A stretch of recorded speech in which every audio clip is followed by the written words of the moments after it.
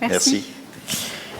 Alors, donc, vous avez introduit, je passe tout de suite à la deuxième diapo. Alors, vraiment, le patient qui a des acouphènes doit absolument et impérativement consulter, bien sûr, un médecin ORL, parce que les acouphènes peuvent être le symptôme d'une pathologie nécessitant une prise en charge médicale.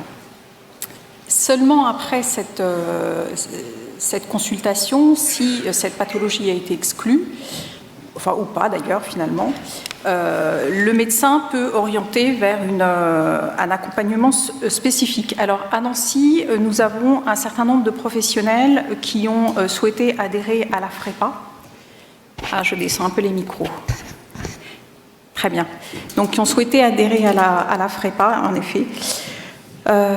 Donc dans cette liste de médecins à FREPA nancéens, nous avons des médecins ORL, des audioprothésistes bien évidemment, on a aussi un médecin psychiatre, un médecin hypnothérapeute, une sophrologue, une psychologue qui fait de l'EMDR et le service ORL est également référencé auprès de la FREPA. Alors cette liste n'est bien évidemment pas exhaustive, mais c'est une base de travail, en tout cas pour le patient, on peut le renvoyer vers ces professionnels-là. Pour ma part, je reçois les patients au sein du service ORL.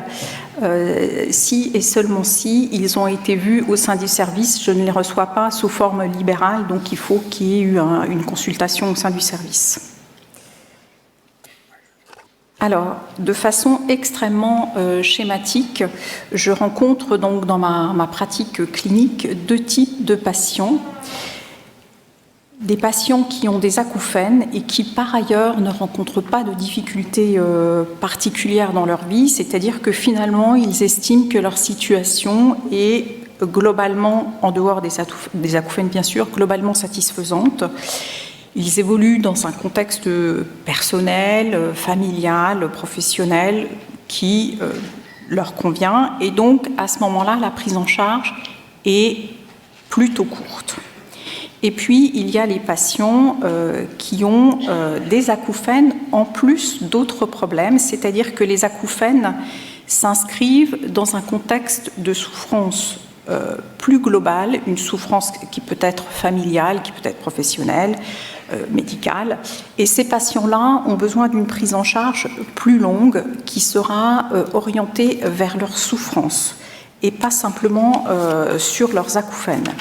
Et donc vous voyez, il y a en rouge la nécessité parfois d'une consultation auprès d'un médecin psychiatre parce que la prise en charge, la souffrance est telle qu'elle impacte vraiment le quotidien.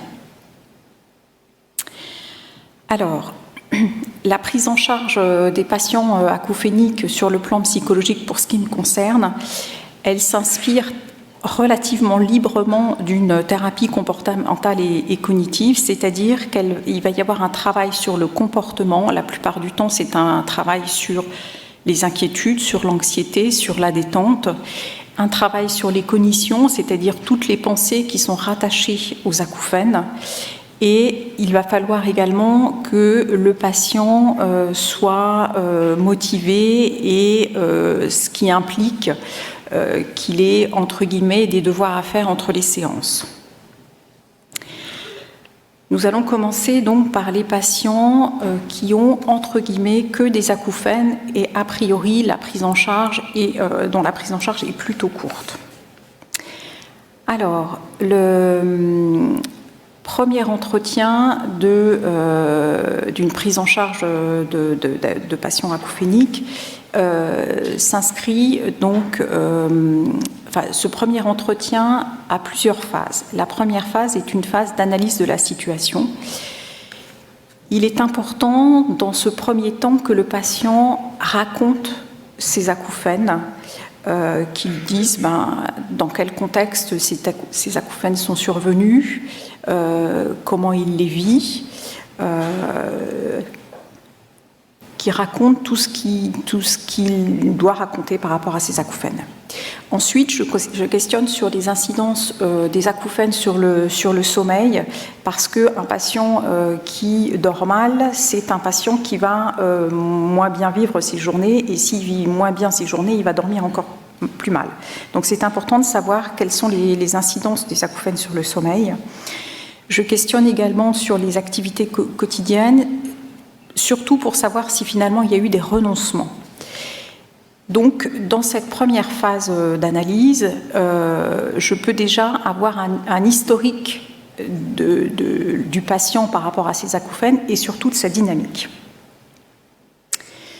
Toujours dans cette phase d'analyse, je vais maintenant chercher quelles sont les ressources du patient, ce sur quoi il va pouvoir s'appuyer pour surmonter un petit peu ce chaos lié aux acouphènes.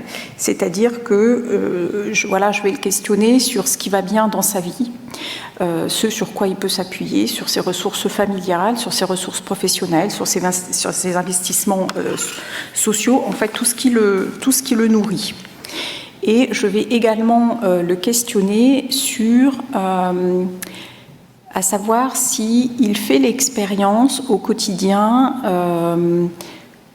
d'un relatif oubli de ses acouphènes. Et quand même, la plupart du temps, les patients concèdent que quand ils sont vraiment pleinement absorbés par une activité, l'acouphène est secondaire. Donc je lui dis, vous voyez, c'est sur cette expérience-là qu'on va travailler et on va essayer de l'étendre au quotidien. À la suite de la phase d'information, la phase d'analyse, il y a une phase d'information, c'est-à-dire que je dis bien que l'acouphène a une cause physiologique avec des conséquences psychologiques pour un petit peu ne pas lui renvoyer le fait que c'est lui qui se fabrique ses acouphènes et qu'en gros il n'y a qu'à, et s'il fait un petit peu d'effort, ses acouphènes il va les oublier. Non, j'insiste bien qu'il y a vraiment une cause physiologique et que nous on va travailler sur les conséquences. Alors, donc la prise en charge va vraiment être basée sur l'attention et la vigilance que le patient accroche aux acouphènes et donc on va au cours des séances décrocher cette attention et voir comment on peut la décrocher. J'indique également que il faut se prémunir du trop de bruit et du silence qui ont tendance à faire flamber les acouphènes et apprendre à gérer le stress et la fatigue. Et après, je reviens sur les exemples qu'il m'a donnés sur une moindre gêne, donc je rebondis là-dessus. La dernière phase de ce premier entretien est une phase d'alliance thérapeutique où là, le patient va choisir une tâche à faire pour la séance suivante. Donc, la plupart du temps, on va chercher ensemble finalement ce qui pourrait l'apaiser et faire en sorte qu'il ait aussi une expérience de moindre gêne dans son quotidien. Alors, c'est vrai que j'ai tendance à axer ces exercices, la plupart du temps, ce sont des exercices de respiration de type cohérence cardiaque et ou de la marche ou d'autres activités qui conviennent. Voilà, ça va quand même dépendre du patient. Pardon. Le suivi, donc la séance suivante, on va un petit peu balayer ce qui a été et ce qui n'a pas été, ou pourquoi le patient n'a pas pu marcher ou n'a pas pu faire ses exercices respiratoires, ou quels sont un petit peu ses ressentis par rapport à la séance première. Éventuellement, je redonne des informations et à nouveau, on a des objectifs pour la séance suivante. La prise en charge se termine bien évidemment d'un commun accord. La plupart du temps, il y a d'abord un temps d'espacement de séance avant une clôture définitive et surtout, j'insiste sur le fait que le patient peut revenir lorsqu'il le souhaite. Je reste vraiment à disposition. Alors, première vignette clinique. Je reçois donc une jeune lycéenne de 17 ans qui a des acouphènes depuis 4 mois, avec un fort absentéisme, parce qu'elle a du mal à dormir du fait de ses acouphènes, et ensuite, quelquefois aussi, elle ne va pas à l'école, elle ne va pas au lycée, parce qu'elle dit qu'elle a des crises, et donc c'est pas possible pour elle de suivre le lycée. Donc voilà, je questionne sur ses renoncements. Elle a renoncé au chant et à la musique, qui sont des choses auxquelles elle tenait vraiment beaucoup. Lorsque je la vois, elle a déjà vu 2 ORL, une sophro, un ostéopathe, un naturopathe. Donc là, elle commence un petit peu à avoir une petite liste de consultations. Alors, lors de la première séance, on travaille sur le fait qu'elle reprenne la musique, puisque ça lui tenait à cœur. On laisse de côté le chant, mais en tout cas la musique. Et puis donc elle le fait. La deuxième séance, en fait, émerge le fait qu'elle est en désaccord avec ses parents par rapport à son projet post-universitaire. Donc elle est à 2 doigts de passer le bac. Et donc, finalement, il y a une mésentente avec ses parents concernant son projet universitaire. Donc, on travaille un petit peu sur ce projet, et je fais l'hypothèse que si elle arrive à trouver un accord avec ses parents, ses acouphènes vont passer au second plan, parce qu'elle aura un investissement, elle aura comme une balise qui la pousseront un petit peu à avancer. Et en effet, la troisième séance, donc là, la première séance a eu lieu en mars, la deuxième en avril et la troisième en mai. Et donc là, en effet, au cours de la troisième séance, elle a trouvé un accord, un compromis avec ses parents. Ils sont tombés d'accord sur ce projet post-bac. Et donc, elle est très satisfaite. Et en gros, elle se remet en route, elle révise pour le bac, et elle a cette balise d'enseignement universitaire. Et donc, voilà, elle est partie. Et là, c'est la fin de la prise en charge. Alors, c'était vraiment une prise en charge très courte. On n'avait pas une lycéenne non plus qui avait des gros problèmes, pas des acouphènes et des choses qui s'étaient installées depuis trop longtemps, donc une prise en charge extrêmement rapide. Alors, nous allons maintenant aborder les patients qui ont des acouphènes et qui ont également d'autres soucis, et pour lesquels la prise en charge est quand même plus longue. Alors, le premier entretien, donc même déroulement, mais en tout cas, ce premier entretien met en évidence un contexte de vie douloureux, alors où le patient évoque plus ou moins spontanément ses difficultés. Quelquefois, il faut un petit peu aller les chercher, ces difficultés. Il faut pouvoir faire parler le patient. Donc, le travail du psychologue est vraiment d'identifier la nature de ces difficultés pour que l'acouphène ne soit pas un écran. C'est-à-dire que le patient présente les acouphènes comme étant une catastrophe dans sa vie, ce qui est vrai, mais en allant au-delà, l'entretien peut mettre en évidence d'autres difficultés qui finalement étaient présentes avant l'apparition des acouphènes. Et les difficultés peuvent être bien évidemment de nature extrêmement différente. Ça peut être un problème de santé, ça peut... voilà. Bon. Et à ce moment-là, l'acouphène, il s'inscrit dans un contexte qui était déjà, on va dire, dans un équilibre précaire, et où les acouphènes font basculer un petit peu cet équilibre. À ce moment-là, c'est pas forcément une bonne idée de prendre en charge l'acouphène tout seul. On va proposer aux patients une prise en charge plus globale, une psychothérapie, afin qu'ils puissent aussi régler ces autres soucis pour pouvoir après faire face au mieux à ces acouphènes. Parce que s'il est fragilisé dans sa vie, ça va être plus compliqué pour lui de faire face de façon optimale à ces acouphènes. Deuxième vignette clinique, donc je reçois un homme qui exprime vraiment une très grande détresse à l'égard de ses acouphènes. Il rapporte que les premières semaines ont été particulièrement difficiles parce que les acouphènes avaient un impact très important sur son sommeil. Et puis, quand je le reçois, finalement, ça s'est un petit peu atténué. Il consulte régulièrement un acupuncteur, voilà. Il évoque très spontanément et finalement assez fréquemment peut-être la possibilité de se suicider si ces acouphènes persistent. Et il présente une anxiété d'anticipation par rapport à ses déplacements professionnels, par rapport à une impossible vie de couple et par rapport tout simplement à une insatisfaction de sa vie.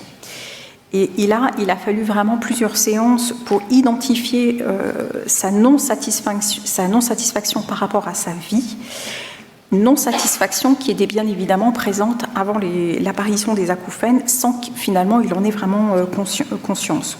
Donc là, le contrat ou les contrats avec ce patient-là ont porté sur le fait qu'il se remette en route dans sa vie et donc ce qu'il a fait. Alors bon, là je vous fais un résumé, c'est pas linéaire, mais en tout cas il s'est remis assez vite en route dans ses projets et voilà, il s'est inscrit à un club de marche, de yoga, enfin il a fait pas mal de choses. Alors je dis pas que tout est réglé parce que ce patient-là aussi, il a une personnalité avec une anxiété assez importante parce que finalement la structure, la personnalité du patient reste. Donc bon, il y a encore des choses à travailler, mais il est en route et il ne parle plus de suicide, ce qui est déjà pas mal. Alors, concernant les patients qui ont des acouphènes plus d'autres difficultés, avec la possibilité ou la nécessité de consulter un médecin psychiatre. Donc, de la même manière, le premier entretien met en évidence des difficultés personnelles. Et là, la différence, c'est un retentissement extrêmement important au quotidien. Et l'appréciation vraiment de cette souffrance, elle est particulièrement délicate parce qu'il faut vraiment une relation de confiance pour que le patient arrive à exprimer son quotidien et à exprimer toute cette détresse. Et après, il faut pouvoir aussi préparer le patient à cette consultation auprès d'un psychiatre. On ne peut pas dire au patient « moi, je ne peux pas travailler seul ». S'il vous plaît, allez voir aussi un psychiatre parce que vous en avez besoin. Il faut vraiment construire cette confiance thérapeutique pour pouvoir ensuite ouvrir à l'éventualité d'une consultation auprès d'un psychiatre. Ça se prépare.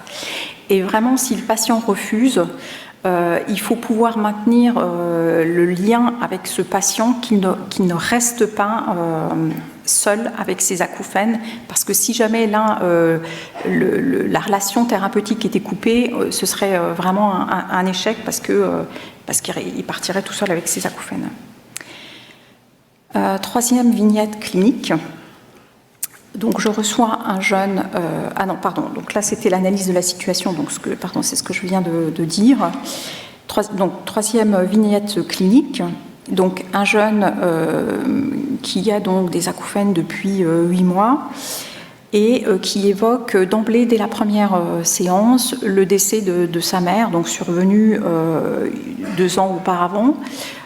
Donc vous voyez, il était très jeune au décès de sa mère et donc les premières séances ont porté justement sur ce deuil qu'il avait vraiment du mal à faire pour différentes raisons et avec l'émergence très progressivement d'affects dépressifs, particulièrement dans sa capacité à investir des projets et puis ses activités au quotidien.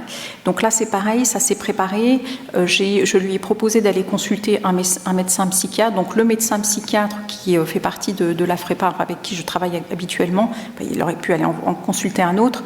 Mais en tout cas, je lui ai dit, ce médecin psychiatre-là, elle, c'est une femme, elle est sensibilisée aux acouphènes, donc je pense que ça pourrait être pas mal aussi d'aller la voir. Ce qu'il a accepté, donc maintenant il est sous antidépresseur et il y a maintenant cette double prise en charge, mais c'est évident qu'on est là sur une psychothérapie avec donc cette béquille d'antidépresseur et ce suivi médical auprès du médecin psychiatre, parce que pour moi j'avais un petit peu atteint mes limites, je ne pouvais pas travailler seule avec ce patient-là. Alors, concernant l'errance thérapeutique, c'est-à-dire que nous rencontrons dans notre pratique professionnelle des patients qui souvent ont été voir d'autres professionnels, parfois beaucoup d'autres professionnels, et donc s'il est souhaitable que les patients aillent voir plusieurs professionnels, parce que finalement chaque professionnel a des choses différentes à lui apporter, qui lui font faire des petits pas à chaque fois, donc ça c'est une bonne chose. En revanche, ça devient un vrai problème lorsque le patient recherche la solution miracle et donc enchaîne les consultations, et là on est vraiment dans une errance thérapeutique. Et le problème du patient qui est dans cette recherche de solutions miracles, c'est qu'il a des attentes toujours plus importantes et bien évidemment des déceptions toujours plus importantes. Et surtout, il est un petit peu dans cette attente et il ne fait pas le réaménagement nécessaire d'intégrer les acouphènes dans son quotidien. Et donc ça, c'est des patients qui sont en très grande souffrance et qui sont difficilement accessibles, en tout cas pour moi, psychologue, à la psychothérapie.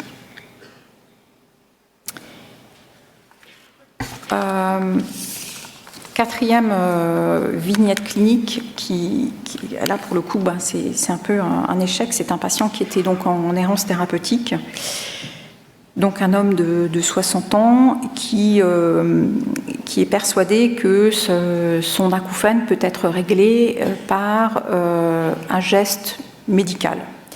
Donc voilà ce que dit le patient. Il dit que l'acouphène est une souffrance insurmontable concernant des acouphènes permanents, concernant les bruits de la ville ou les conversations où il y a 3 ou 4 personnes. Il dit que ça se traduit par des maux de tête, un mal aux cheveux, une fatigue accumulée due à un mauvais sommeil, avec des sensations que sa voix reste enfermée dans sa tête. Il évoque des sensations de décompression très fréquentes des oreilles en station debout, des bruits de cristaux dans son cou, avec parfois des décharges courtes et brutales, une impression d'avoir le cerveau comprimé et en ébullition, etc., parce que généralement, ce patient-là est venu avec 3 pages de manifestations par rapport à ses acouphènes. Alors, bien évidemment, la parole du patient est importante. Après, qu'est-ce qu'on en fait? Donc, ce patient-là était vraiment enfermé dans ses acouphènes. Il avait consulté 14 ORL et avait déjà eu 2 interventions chirurgicales.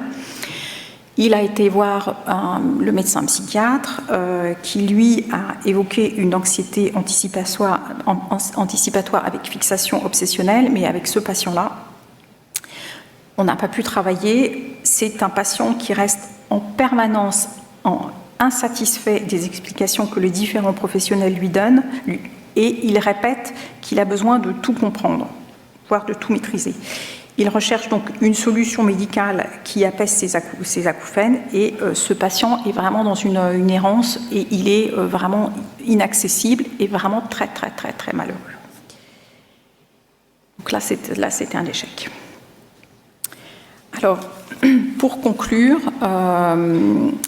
je souligne le fait que l'évaluation de la détresse du patient, la détresse liée à l'acouphène, alors oui, bien sûr, il y a des échelles. L'évaluation liée à l'acouphène, la détresse liée à l'acouphène et la détresse plus globale, eh bien, elle s'inscrit sur une ligne continue et c'est quand même assez délicat à évaluer. Et de même que la notion de prise en charge courte et de prise en charge longue, elle est également sur une ligne continue. À partir de quand on considère que c'est long? À partir de quand? Alors, 3 séances, bien évidemment, d'emblée, on va considérer que c'est très court. Est-ce que 20, on est encore dans du court, ou est-ce qu'on est déjà dans du long? Donc là, il y a un caractère très subjectif. En tout cas, une chose est sûre, c'est que pour apprécier cette souffrance liée à l'acouphène, eh ben, c'est extrêmement chronophage et il faut pouvoir laisser du temps au patient pour qu'il exprime pleinement sa douleur et savoir vraiment où elle se situe. Je vous remercie.